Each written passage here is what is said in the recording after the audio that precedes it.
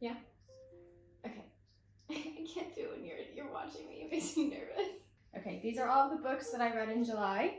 Hi, hello, my name is Reagan. Welcome back to my channel, and today we're going to talk about them because actually one of these books pissed me off, another one I almost DNF'd, another one caused me heartache, and we have to chat. So I got a white chocolate mocha iced latte to start the day with. We're going to go into the bedroom because Kirsten's working out here today, and we're going to talk about the books in the bedroom. So come on.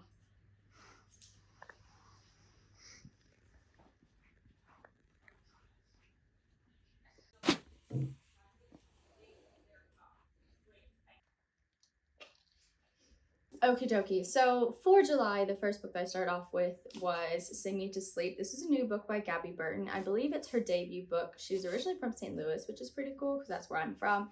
It's a beautiful fairy loot edition, but I will be honest with you. What did I even give this book? 2 stars maybe? Maybe 2.5. I just feel like it's really forgettable. It's YA and it's about this siren who has to basically work as a bodyguard for the prince, who his family is killing off her kind, and she needs to be a bodyguard to like save her sister. But the biggest issue that I had with this book was the author did not explain well why she needed to save her sister. We didn't even find out until the very end of the book why her sister needed to be saved, and it wasn't like a big revelation or anything. It just didn't make sense to me. Throughout the book, I kept looking back and rereading chapters thinking I had missed something important, because the whole point of her being this bodyguard and putting herself in a dangerous situation was to save her sister. It just didn't make sense. And also the main character, she is a siren, right? So like she lures men to their death, but her whole kind of tug on her morality just didn't add up. It was very much giving Dexter vibes, like serial killer, but like I am just the way I am, and like people need to accept me, and my family, they think I'm a monster, but like girl, you're just killing people. And then she like blames other people for her actions and the way she's killing people. I don't know, it just wasn't very good. Okay, it does have a sequel that will be coming out. I highly doubt I will read it, but this is a beautiful book. If you're looking for something siren-y, here's one to pick up. The second book I picked up is Chasm. This is an ARC, a proof copy of Chasm by Stacey McEwen. This is the sequel to Ledge. Now, I did vlog reading Ledge last month, but I haven't actually posted that video because I got so swept up with work that I just never got around to editing it. Maybe I will. If you want to see that, I can certainly put it up for you.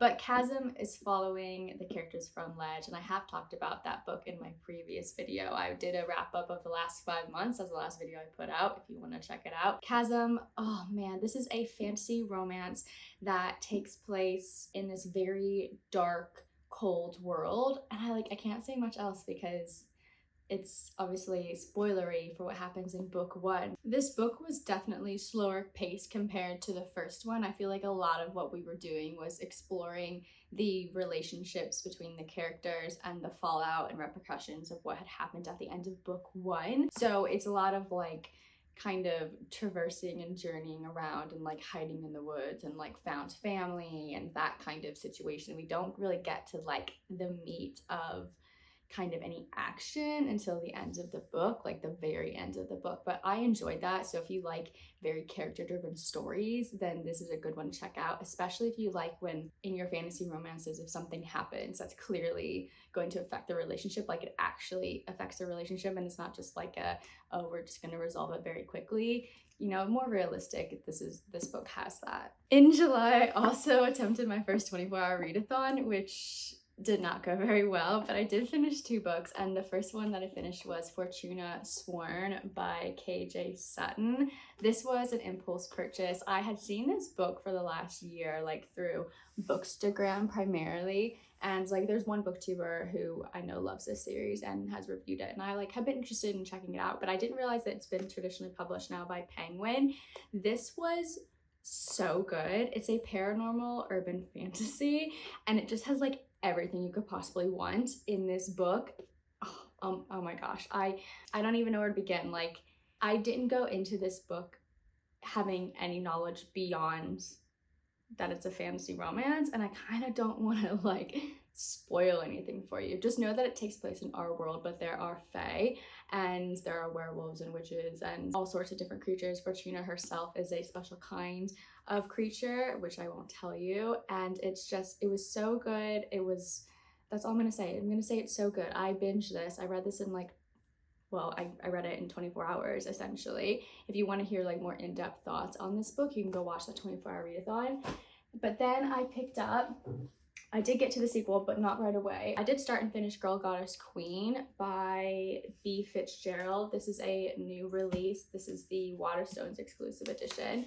This is a Hades and Persephone retelling that is YA with this beautiful map on the outside of Mount Olympus and of Hell. It's so pretty.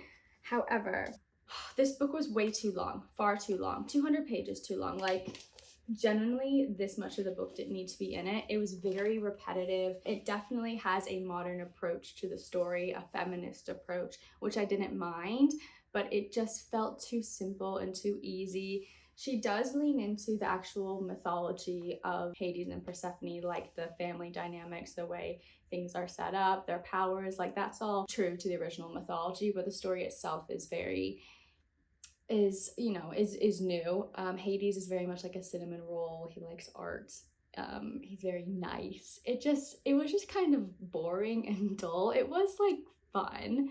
Like, I can't say I didn't enjoy it, but by the end, especially during that 24 hours where I was like already tired, I just didn't want to be reading it. And it does set up for sequel, but like, I don't think I'm gonna read it, to be honest with you. I think I ended up giving this like 2.5 stars.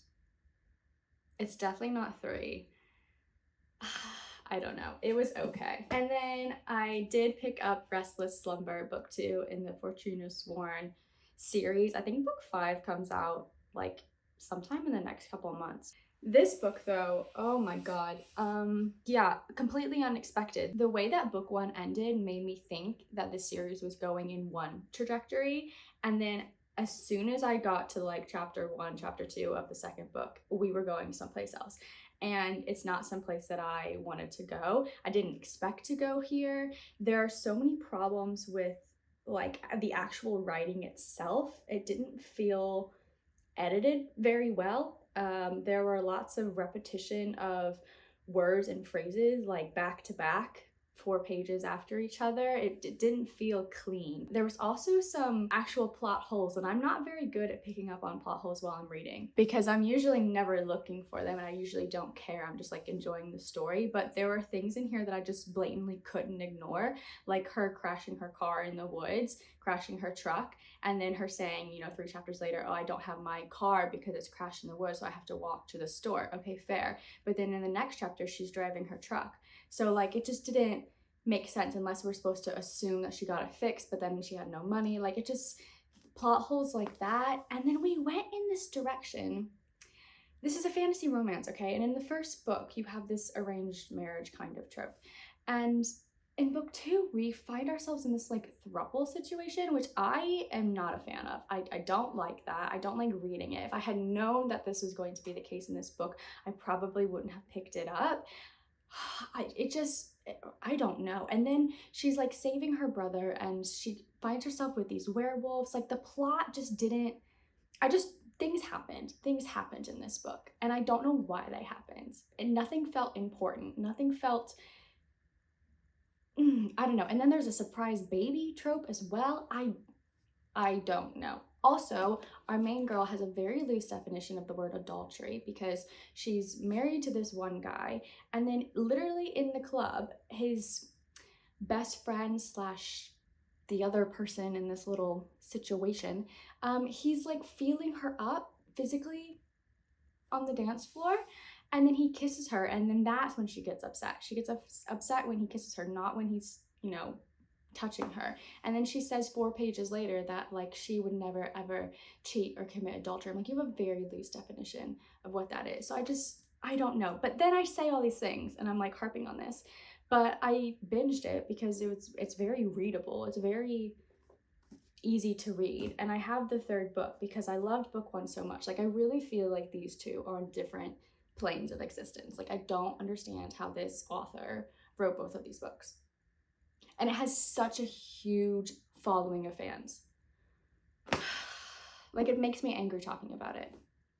I didn't rate this on Goodreads because I don't know how to rate it. And I think I said that. I don't know how to rate this book. I love the covers.